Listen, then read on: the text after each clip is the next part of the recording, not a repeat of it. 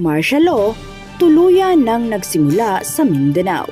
BP Sara, pinutol na ang ugnayan kay BBM. Ating abangan ang buong detalye, pero bago ang lahat, kung bago ka pa lang sa channel na ito ay huwag kalimutang mag-subscribe para updated ka sa maiinit na news trends. Bandang 3:00 ng madaling araw ng Sabado, 3,000 na pulis pinangunahan ni Nicolas Torre III ang sumalakay sa headquarters ng Kingdom of Jesus Christ sa Davao City. Ang raid na isinasagawa ng walang court order ay nagdulot ng matinding pangamba. Ito na ang pangalawang beses na marahas na sinalakay ng mga otoridad ang compound ng relihiyon. Dumating ang mga pulis na may dalang kagamitan na hindi karaniwang ginagamit sa ganitong mga operasyon, kabilang ang long-range acoustic device at tear gas, na parang naghahanda para sa isang labanan laban sa mga terorista. Bukod sa illegal na paghahalughog, pinigilan ng mga opisyal ang mga miyembro ng QGC na pumasok o lumabas ng compound, na parang pagmamay-ari ng gobyerno ang lugar. Ipinahayag ng mga pulis ang kanilang intensyon na manatili sa loob ng QGC compound ng ilang buwan, at nangakong hindi aalis hanggang sa matagpuan nila si Pastor Apollo. Kinundina ni Senator Ronald Bato de la Rosa ang paraan ng mga pulis at ang mga restriction na ipinataw sa mga miyembro ng QGC. Binigyang diin niya na dapat managot ang commander ng operasyon at pinayuhan ang QGC na magsampa ng kaso laban sa mga responsable. Parang martial law na ba tayo para maglabas sila ng mga ganong utos? Hindi makatarungan. Ang layunin nila ay maglingkod ng warrant at ngayon na naiserve na ito ayon kay Senator Ronald Bato de la Rosa, Republican ng Pilipinas. Sumusunod lang ang mga pulis sa mga utos. Ang tunay na responsable ay ang kanilang commander.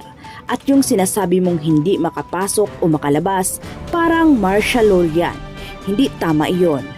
Ang trabaho nila ay mag-serve ng warrant at kapag na-serve na ito at wala doon ang subject, dapat ibalik nila ang warrant sa korte at umalis na sila sa lugar. Binayaran ba ni Torre ang lugar na iyon at inangkin? Hindi iyon tama.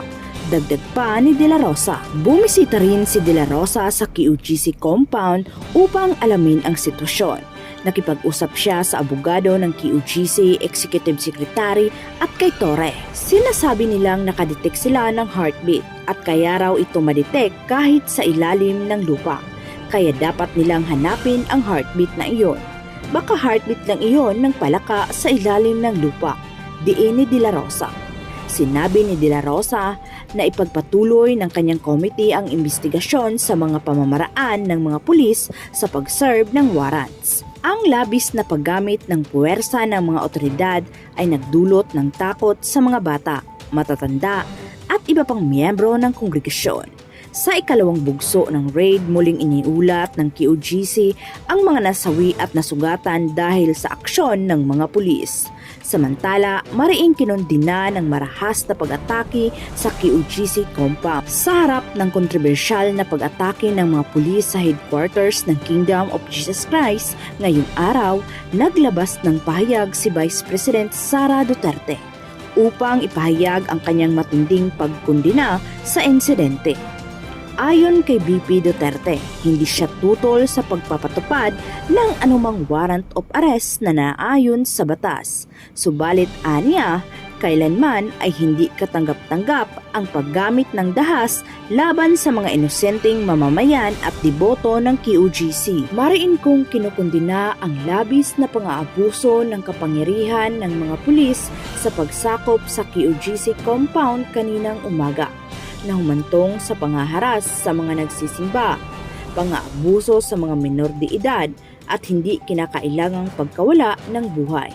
Pahayag ni Duterte. Dagdag pa ng Vice Presidente, ang mga aksyong ito ay hindi lamang hayagang paglabag sa mga karapatang protektado ng konstitusyon, kundi isang pagtataksil sa tiwalang ibinibigay ng mga Pilipino sa mga institusyong nangangakong maglilingkod at proprotekta sa kanila. Hindi rin naiwasan ni Duterte na itanong kung ang paggamit ng di pangkaraniwang puwersa ay di makatarungang pang-aabuso sa ordinaryong Pilipino. ay dahil sa ang akusado ay kilalang taga-suporta ni dating Pangulong Rodrigo Duterte. Sa huli, humingi si Duterte ng kapatawaran sa mga miyembro, deboto at bumubuo ng QGC dahil sa kanyang paghimok at pakikiusap na iboto si Pangulong Bongbong Marcos Jr. noong 2022. Kaya nais ko rin humingi ng kapatawaran sa lahat ng miyembro, deboto at bumubuo ng Kingdom of Jesus Christ sa paghikayat at pakiusap ko sa inyong iboto si Bongbong Marcos Jr. noong 2022. Naway mapatawad ninyo ako. You deserve better. Filipinos deserve better. Pagtatapos ni Duterte. Ano ang masasabi nyo tungkol rito? Magkomento lamang sa baba at huwag kalimutang mag-subscribe para updated ka sa maiinit na news trends. Maraming salamat sa panunood.